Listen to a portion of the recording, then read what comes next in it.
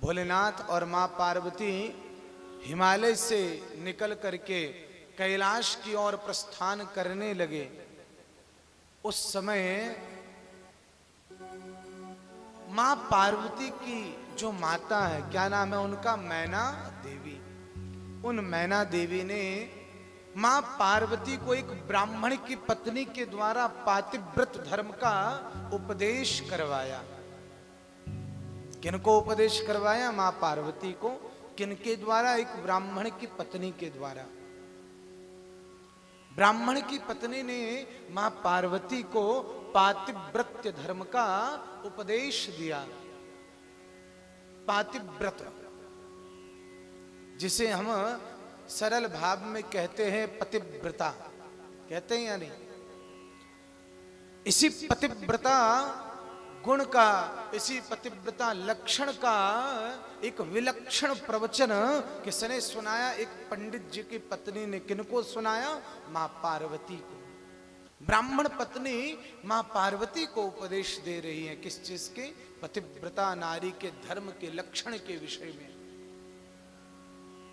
उस ब्राह्मण पत्नी ने क्या कहा कि हे देवी पार्वती, एक कन्या का जब विवाह होता है, एक कन्या का जब विवाह होता है, शिव महापुराण की ये रोचक प्रसंग की कथा आप बड़े ध्यान से सुनिएगा। उस स्त्री ने, उस ब्राह्मण की पत्नी ने कहा कि हे उमा, हे पार्वती, जिस कन्या का विवाह होता है, उस विवाह में कन्या को पति तो मिलता ही है, साथ में परमेश्वर भी मिल जाते हैं। जिस कन्या का विवाह होता है, उस कन्या को विवाह में पति तो मिलते ही हैं, साथ में परमेश्वर भी मिल जाते हैं। इसलिए क्या कहा जाता है? पति परमेश्वर। बहुत लंबा व्याख्यान है, पर मैं आपको सारांश में बता रहा हूं। क्या कहा उन ब्राह्मण की पत्नी ने कि जिस कन्या का विवाह होता है, विवाह के बाद उसका पति ही उसके लिए परमेश्वर हो जाता है। और कोई भी व्रत, कोई भी जप तप अनुष्ठान कन्या करे ना, विवाह के बाद जो कन्या है, अगर कोई व्रत करे, जप करे, अनुष्ठान करे, कुछ भी करे, धर्म कर्म, तो बिना पति की आज्ञा से उसे नहीं करना चाहिए। और तो और जो कन्या है, उसे अपने जीवन में पति को ही अपना गुरु भी मानना चाहिए। इसलिए शिव महापुराण कहती है, पति एको गुरु स्त्रीणाम सर्वस्याभ्यागतो गुरु। एक स्त्री का पति ही उसका गुरु होता है। इसलिए याद रखिए कि बिना पति की आज्ञा के किसी भी पत्नी को न तो धर्म कर्म करना चाहिए, न अन्य विषय प्रपंच करना चाहिए। अनेकों बातें बताई हैं। अब विचारणीय बात यह है कि यहाँ पर सोचने की बात एक समझ में आती है कि भाई उपदेश मां पार्वती को ही क्यों दिया? भाई भोलेनाथ को उपदेश क्यों नहीं दिया? भाई जिज्ञासा होती है ना कि उपदेश सिर्फ मां पार्वती को ही क्यों दिया, भोलेनाथ को क्यों उपदेश नहीं दिया? तो बड़ा ही इसका सरल भावार्थ है, बड़ा ही सरल इसका अर्थ है। भोलेनाथ तो स्वयं उपदेश के मूर्तिमान स्वरूप हैं। वो तो साक्षात मर्यादा अनुशासन धर्म के एक मूर्ति है, विग्रह है। उन्हें किसी उपदेश की जरूरत नहीं है। वो एक जीव नहीं है, वो शिव है। उपदेश की जरूरत जीवों को है। शिव तो स्वयं उपदेश है, शिव की कथा स्वयं उपदेश है। इसलिए भगवान शिव को उपदेश की जरूरत नहीं है। और तो और भगवान शिव स्वयं सारे उपदेशों का सार है। भगवान शिव क्या है? सारे उपदेशों के सारभूत हैं,